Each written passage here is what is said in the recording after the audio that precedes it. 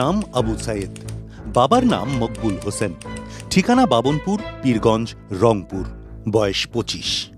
মৃত্যুর কারণ লেখার জায়গায় লেখা broad dead on 16/7/2024 at 3:45 PM। এই দলিল বেগম রোকেয়া বিশ্ববিদ্যালয়ের ইংরেজি বিভাগের ছাত্র আবু সাইদের মৃত্যুর।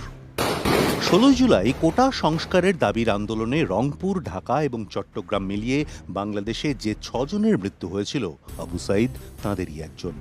ঢাকায় সেদিন যে 2টি লাশ পড়েছিল তার একটি ছিল হকার মোহাম্মদ শাহজাহানের এবং অন্যটি ছিল ছাত্রলীগের সবুজ আলীর। আর চট্টগ্রামের মৃতদের মধ্যে ছিলেন মোহাম্মদ ফারুক, ওয়াসিম আকরাম এবং ফয়জাল আহমেদ। ওয়াসিম এবং ফয়জাল দুজনেই ছিলেন শিক্ষার্থী, আর 32 বছরের ফারুক ছিলেন আসবাব শিল্পী। গত 16 জুলাইয়ের ঘটনা। কোটা সংরক্ষণ আন্দোলনে উত্তাল বাংলাদেশ।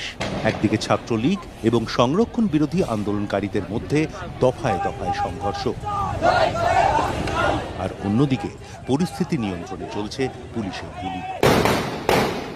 রংপুরের বেগম রোকেয়া বিশ্ববিদ্যালয়ের ফটকের সামনে তখন রণক্ষেত্র। পুলিশের রাবার বুলেটের সামনে লাঠি হাতে দাঁড়িয়ে আবু সাইদ।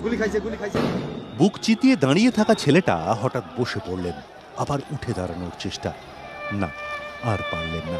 রক্ত বুকে আবু সাইদ লুটিয়ে পড়লেন রাজপথে। বুলেটের ঠিকানায় লেখা হলো আবু সাইদের নাম।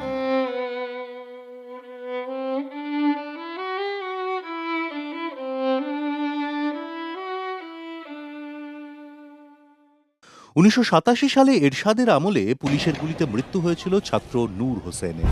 সেই মৃত্যু কবি শামসুল রহমানকে দিয়ে লিখিয়ে নিয়েছিল বুক তার বাংলাদেশের হৃদয়। 37 বছর পর সেই একই ঘটনার পুনরাবৃত্তি।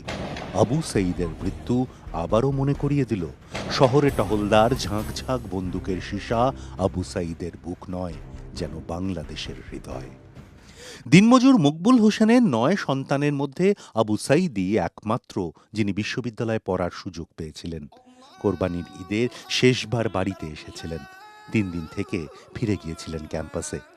বুধবার যখন কফিনবন্দি ছেলে পীরগঞ্জের বাবনপুরে ফিরল, আবু সাইদের মা মনোয়ারা বেগম তখন বিষাদে আত্মহারা। বানভাসী চোখে তখন সন্তান হারানোর যন্ত্রণা, আর্তনাদ।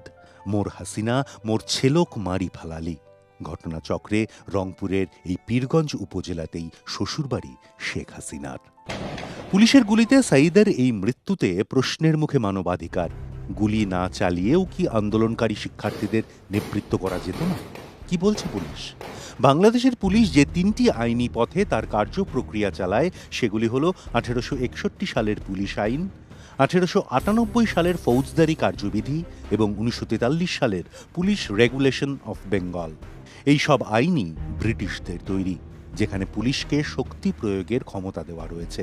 এমনকি কিছু ক্ষেত্রে গুলি চালানোর এখতিয়ারও দেওয়া হয়েছে। আইন অনুযায়ী গুরুত্বপূর্ণ সম্পদের নিরাপত্তা এবং আত্মরক্ষার্থে পুলিশ গুলি চালাতে পারে, তবে তা অবশ্যই হতে হবে যৌক্তিক। এখন প্রশ্ন, মঙ্গলবার দুপুরে বেগম রোকেয়া বিশ্ববিদ্যালয়ের সামনে কি আদৌ সেই ধরনের পরিস্থিতি তৈরি হয়েছিল? গুলি চালানোর ঘটনায় 4 সদস্যের কমিটি গঠন করেছে রংপুর মেট্রোপলিটন পুলিশ। 2 সপ্তাহের মধ্যে তদন্ত শেষ করে রিপোর্ট জমা দেবে এই কমিটি।